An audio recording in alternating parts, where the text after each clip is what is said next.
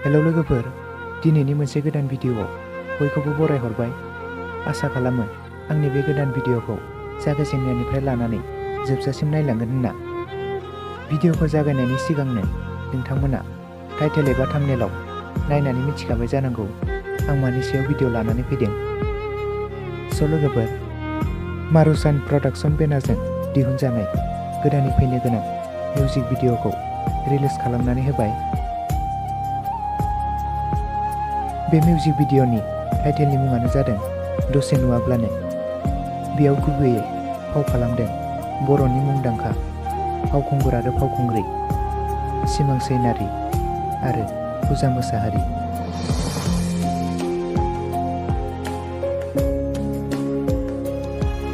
आरो साइड डान्साराव गोबां फाव खालामगिरिफोरा फावखौ खालामदों।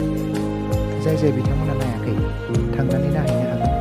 आंनि डिसक्रिपसनावबो लिंकखौ होनानै दोनदों, नोंथांमोना थांनानै भिडिअ'खौ नायहैनो हागोन।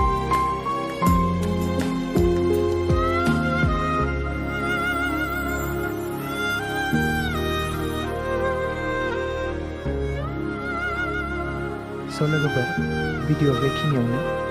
भिडिअ'खौ नायनानै मोजां मोनदोंब्ला लाइक, शेयार, साबस्क्राइब खालामनो दाबाव आरो खाथिनि बेल आइकनखौ नटिफिकेसन अलाव प्रेस खालामना लाबानो जाबाय।